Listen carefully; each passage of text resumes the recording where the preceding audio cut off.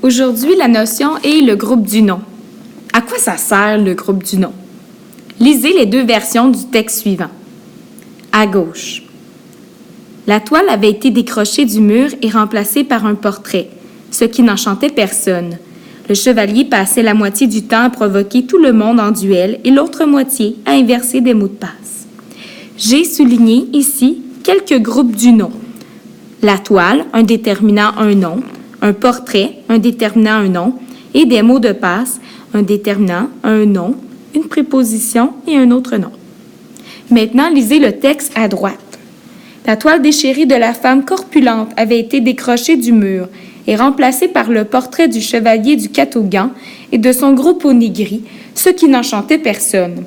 Le chevalier passait la moitié du temps à provoquer tout le monde en duel et l'autre moitié à inventer des mots de passe ridiculement compliqués qu'il modifiait au moins 2 fois par jour. Ici, à droite, les groupes du nom sont beaucoup plus longs qu'à gauche. Quelle version du texte préfères-tu? Celle de gauche ou celle de droite? Pourquoi? Tu as raison, celui de droite est beaucoup plus détaillé et on imagine plus facilement en tant que lecteur la scène qui se déroule dans Harry Potter. Qu'est-ce qu'un groupe du nom? Le groupe du nom ou le groupe nominal, entre parenthèses GN, c'est l'abréviation, a pour noyau un nom ou un pronom super important qui est habituellement précédé d'un déterminant. Tu en as entre parenthèses plusieurs exemples, mais sache que le déterminant n'est pas toujours obligatoire pour avoir un groupe du nom. Dès que tu as un nom ou un pronom, tu as un groupe du nom AGN. Aussi, ton noyau, ton nom ou ton pronom est souvent accompagné d'une ou de plusieurs expansions. Nous allons en voir 4.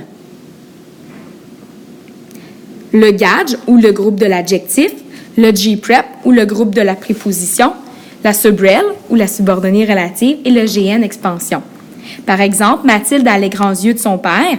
Mathilde, c'est un groupe du nom. J'ai un nom, j'ai un GN.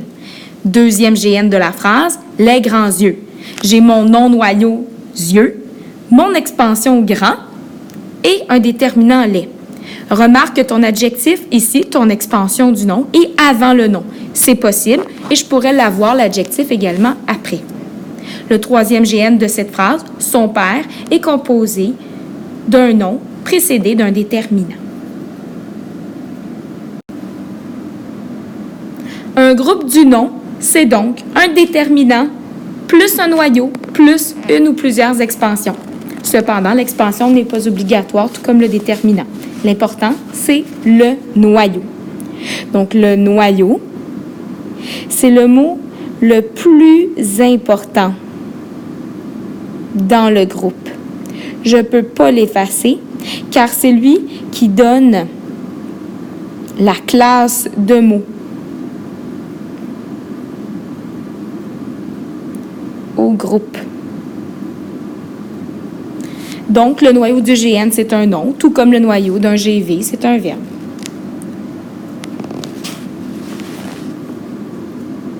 L'expansion,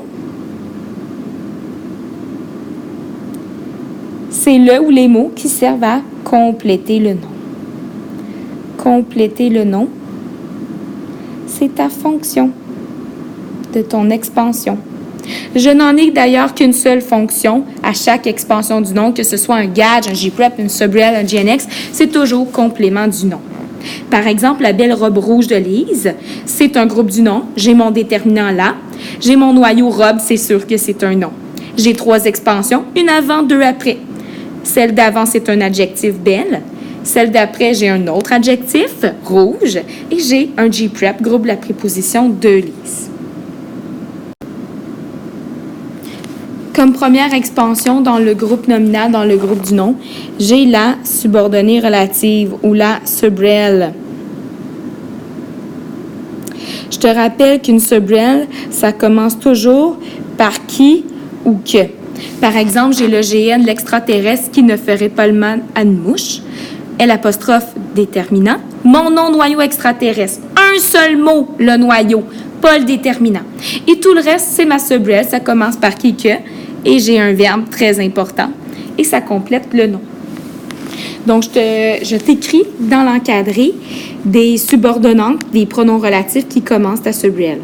On a dit qui, on a dit que, on pourrait avoir à laquelle, auquel, duquel, on pourrait avoir où, etc. Ensuite, la prochaine expansion, c'est le groupe du nom expansion, le GNX. C'est un groupe du nom qui est facultatif, tout comme la soubrelle, le GADGE ou le GPREP dans un groupe du nom. Ça vient ajouter de l'information. Par exemple, l'extraterrestre coqueluche des scientifiques. Extraterrestre, c'est le premier nom, c'est le noyau. Premier nom, noyau. J'ai mon déterminant et coqueluche des scientifiques, c'est un groupe du nom, constitué lui-même d'un nom ainsi que d'un GPREP.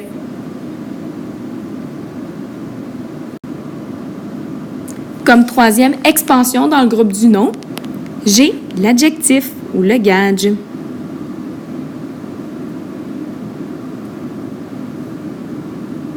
Il peut être avant le nom ou après. Dans ce cas-ci, l'extraterrestre vert, mon expansion est après. Quatrième expansion dans le groupe nominal, le groupe prépositionnel ou le groupe de la préposition ou le GPREP, c'est la même chose.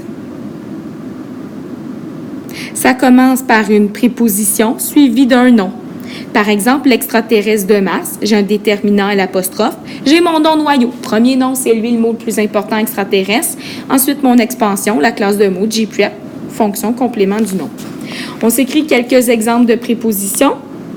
À, de, par,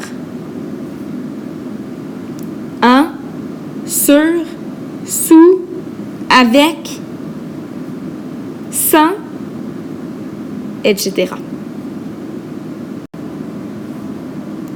Finalement, à quoi servent les expansions? Autrement dit, quelle est leur fonction? Les 4 expansions, il y en a 5, mais aujourd'hui, nous en avons vu 4. Les expansions dans le groupe du nom ont pour fonction de compléter le nom. Compléter le nom. C'est la seule fonction. On aime ça, pas d'exception. On les appelle donc des compléments du nom. La seule fonction possible. Bon travail. Maintenant, je t'invite à répondre au quiz, puis à faire les exercices et à te corriger à l'aide du corrigé.